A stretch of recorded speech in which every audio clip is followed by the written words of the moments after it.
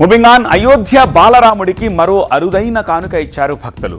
పంచలోహాలతో కూడిన భారీ ధనస్సును రామయ్యకు సమర్పించారు ఒడిశా భక్తులు. ఒడిశాలోని జగన్నాథ మందిరం నుంచి 100 కిలోమీటర్ల దూరంలోని అయోధ్యకు ఈ ధనస్సుతో యాత్ర చేపట్టారు భక్తులు. అది గురువారం నాడు అయోధ్యకు చేరుకుంది. విశేష ఉత్సవ వేళల్లో అయోధ్య బాలరాముడు చేత పట్టేందుకు ఈ కోదండాన్ని రూపొందించారు.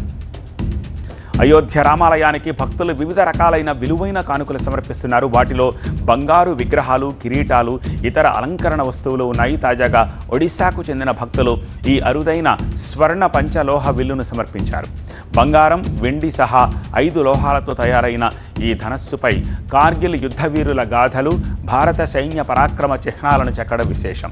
విశిష్టమైన ఈ కోదండరాముడి విల్లును ఆధ్యాత్మికతతో పాటు జాతీయవాదానికి ప్రతీకగా నిలిచేలా రూపొందించారు. ఒడిశాలోని రూర్కెలా నుంచి జనవరి 3న ప్రారంభమైన పంచలోహ విల్లు శోభాయాత్ర గురువారం నాడు అయోధ్యకు చేరడంతో ముగిసింది. విష్ణువు, శ్రీరాముడి దివ్య ధనస్సును శాన్గంగా పిలుస్తారు. అది దక్షిణాన కోదండంగా ప్రాచుర్యంలో ఉంది. రాముడి విల్లును ధర్మానికి, విజయానికి ప్రతీకగా కొలుస్తారు. అంతకుముందు గుజరాత్లోని సూరత్కు చెందిన వజ్రాల వ్యాపారి రామ్లల్లా విగ్రహానికి అమర్చేందుకు 11 కోట్ల విలువైన వజ్రాలు, బంగారంతో రూపొందించిన కిరీటం విరాళంగా ఇచ్చారు. చెన్నైకి చెందిన భక్తులు 2.5 కిలోల విల్లును సమర్పించారు.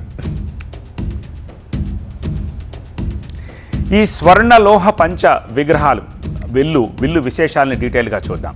ఇది 8 అడుగుల పొడవు ఉంటుంది, 3 అడుగుల ఎత్తుంది, 286 కిలోల బరువైన విల్లు. ఇది పంచలోహాలతో తయారీ అయింది. వాటిలో బంగారం, వెండి, రాగి, ఇత్తడి, ఇనుమును వాడారు.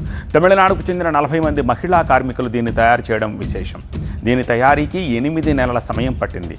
1,10,00,000 రూపాయల ఖర్చుతోటి దీన్ని తయారు చేశారు.